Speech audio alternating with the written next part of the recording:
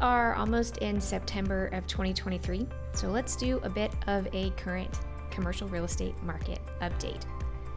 I know you've heard these words so many times. I'm sick of hearing them, you're sick of hearing them, but I would have to start with interest rates, right? The fact that they have been pushed up and up and up for the past year and a half is really starting to put strain in the marketplace, right? In some ways, it's doing the job that Jerome Powell and Federal Reserve team wanted, to slow inflation, to slow down the economy. So, okay, fantastic, interest rates are up. What does that really mean?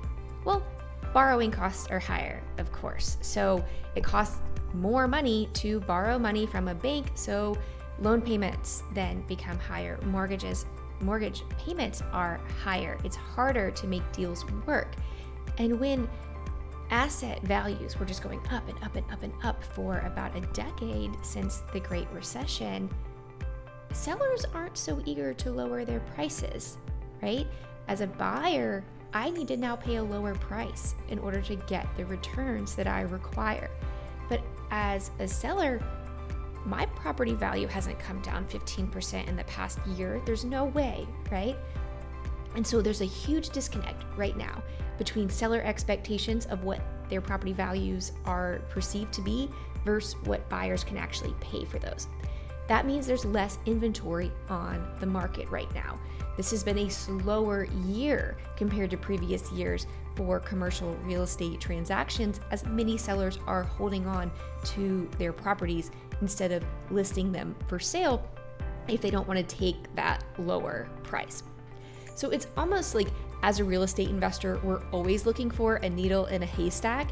It's like a smaller haystack, but with almost like no needles in there this year. So it's just a lot harder to find deals that will actually pencil out with the returns that we need. But that's why we do what we do, right? We keep on moving forward every year. Okay, so let's talk about secondarily banks, right? So they're charging higher interest rates, but it's not just the higher interest rates that are concerning. Banks, especially after the failure of Silicon Valley Bank earlier this year and other banks, and there probably will be more, bank lending is tightened overall.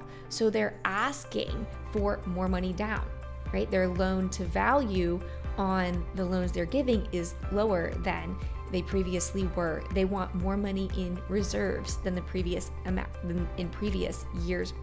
And they're also, so typically banks set their interest rate based on a margin from the prime rate or the 5-year treasury or some benchmark rate.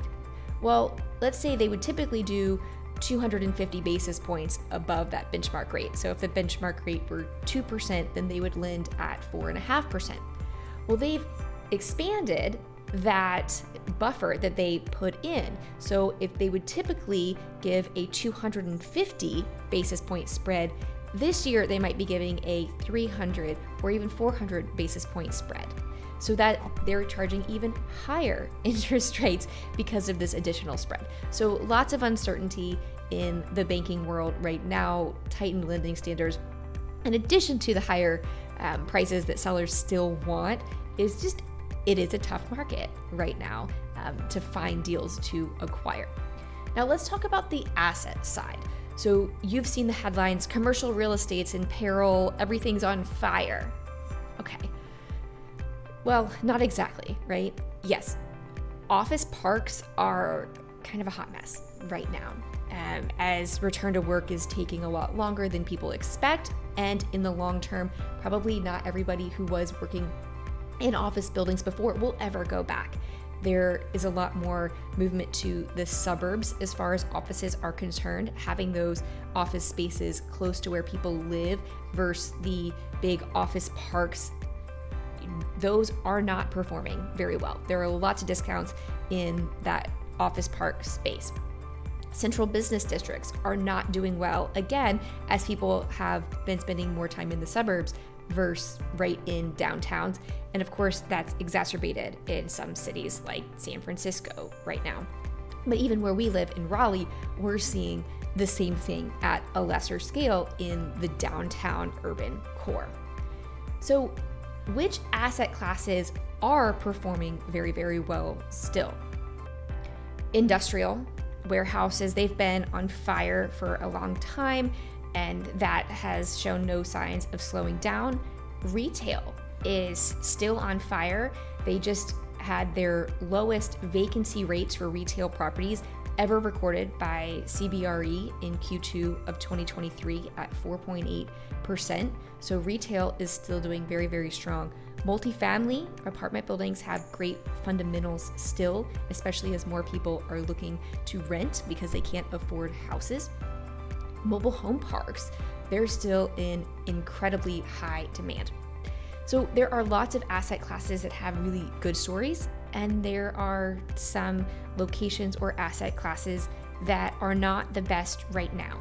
Now, if you have an iron stomach and you believe that office will come back, even if it takes until the predictions are currently 2040, then perhaps buying an office space at a 50 or higher % discount off of its high might be a great investment. Speculation, but could be a great investment. You'd be able to fill your space easier because your rents are going to be lower than all of the surrounding properties that paid a higher rate. They can't afford to drop their market rents, whereas you can. I don't have quite that iron stomach for the speculation, so I'll stay away from those office parks.